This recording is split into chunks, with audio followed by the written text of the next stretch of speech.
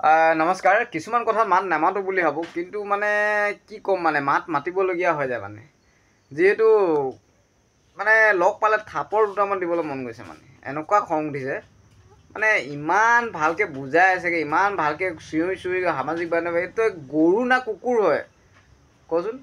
এই মাথাত মালটো একোৱেই নাই হ'বা, অকল মানে তোৰ লিখীয়াটো মাক কচম যদি পাওঁ নহয়। এতিয়া ডাঙৰ মানুহে চাই আছে বা সৰু ল'ৰা ছোৱালী ভিডিঅ'টো চাব, মানে পালে নহয় একে ঘুচাই নাক চাক একদম একে ঘুচাই নাক, মানে কি কৰিম, মানে তোক হেৰি কৰি নাই।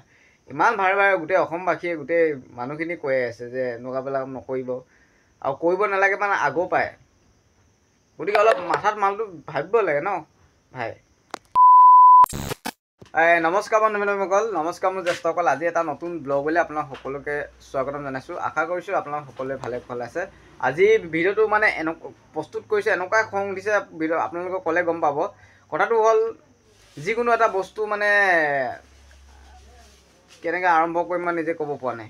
মানে কথাটো হ'ল, এখন চিনেমা, যিখন চিনেমা আমাৰ জুবিন দা হয়। জুবিন দা আমাৰ কোন হয় কোনো মানে ক'ব নালাগে, চব শব্দহীন, ভাষাহীন। মানে যিজন মানুহে অকল জীৱন্ত কালত অকল দি থৈ গ'ল, মানুহৰ বাবে একো, সি নিজৰ বাবে একো কৰি থৈ নগ'ল, সকলোৱে গম পায়। গতিকে লাষ্ট অন্তিম মানে এটা জুবিন দাৰ মানে সপোন, ইচ্ছা, যিটো মানে আজি বহুত প্ৰায় 10-15 বছৰ আগৰ পৰা যিখন কাল্পনিক নিজৰ চৰিত্ৰটো মানে দেখুৱাবলৈ এটা সপোন, মানে আজি সেই মানুহজন নাই আমাৰ মাজত।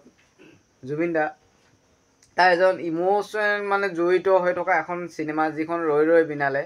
সেই চিনেমাখন চবে অসমবাসীয়ে অনুৰোধ কৰে যাতে হৰ ৰেকৰ্ড নহ'ব নালাগে। তাৰ কোৱা স্বত্বেও জধামূৰ্খৰ কিছুমান আছে, মানে মাথাত একো মাল নাই, অকল নিজৰ ভিউৱাৰ্ছ মানে ক'বলৈ ভাই এটা কথা কৈছোঁ তোক। এখন চিনেমা যেতিয়া মানে প্ৰচাৰ মানে মানে শ্বুটিং কৰে ন, একদম চাৰ দিয়াজনৰ পৰা একদম বেগটো ধৰি থকালৈকে সকলোখিনিকে পইচা ইনভেষ্ট হৈ থাকে। বাকীখিনি মই ক'বলৈ নাযাওঁ, গম পাইছ নাই? কষ্ট জৰি হৈ থাকে মানে চাহ দিয়া জানো, যেনেকৈ আজি বোলে তাত বোলে হিৰ' তাকে চাহ একাপ দিলেগৈ, সেইটোৰ পৰা আৰু হিৰ'ইনকেইজনী বা কাৰোবাৰ বেগ চেগ ধৰি থকাটোৰ পৰা মানে পইচা জড়িত হৈ থাকে। গতিকে তই মাথাত বুজি নাপাবি মানে। গতিকে বাৰে বাৰে কৈ আছে, যিকোনো বস্তু এটা মানে ধৰক হল ৰেকৰ্ডিং কৰি হলত মানে পাব্লিচিটি কৰি দিলে ডাঙৰ এটা অপৰাধ হয় মানে। কাৰণ সেই চিনেমাখনৰ লগত মানুহ বহুত পৰিয়াল চলি থাকে।